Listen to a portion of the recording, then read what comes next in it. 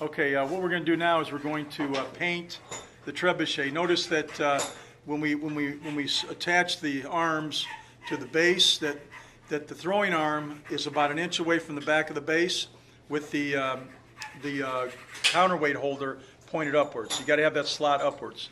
Okay, you can back it out a little bit. Now we're going to paint it. Make sure you sand it. You notice this one's been sanded. You want to especially sand along the edges of the hardboard on the throwing arm support and the throwing arm.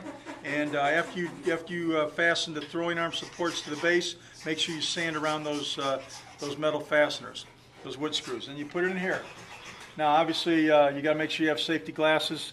You want to shake the can up. That's number one. And there's 3 rules to get a good paint job, and you're never gonna follow any of them. But that's why you're gonna have runs. The rule number 1 is you hold the can always 12 inches away from the wood. You're not trying to spray in one specific location. You're just doing a general spray across this area right here. So if you try to focus and spray on one point, you're going to create a run. You're going to put too much paint in one spot, and it's going to drip. So you don't want to try to. You want to paint in a general area rather than a specific area. So you keep the can 12 inches away. You always keep the can moving. So whenever the button's depressed and paint's coming out of the can, you keep it moving. And the 3rd rule is only hold the button down for maybe a second. Don't hold it down for more than a second, because that increases the likelihood that you'll get a run. So let me show you how that works. I'm holding it 12 inches away. I'm keeping it moving, and I held it down there a little more than a second, but I kept it moving. I didn't put too much paint in one area. Now, you notice I didn't get here. I'm going to get it on the next trip. So you move this around, and I'm going to get the back side now. Hold it back 12 inches. Keep it moving. And don't hold it in one place too long, and hold it back. Turn it a little bit more, and I'm not trying to spray in one specific location. I'm just giving a general coating over the entire project. Turn it, and you just keep doing this process.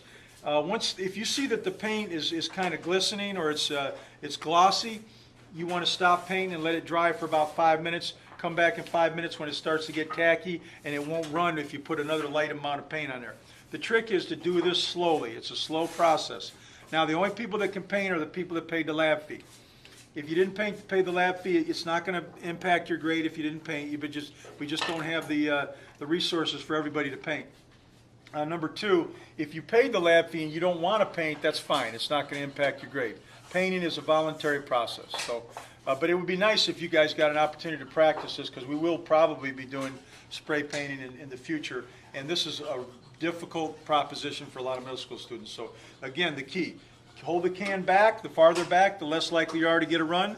Keep the can moving, and only depress the button for about a second or 2 seconds at the most. That's it.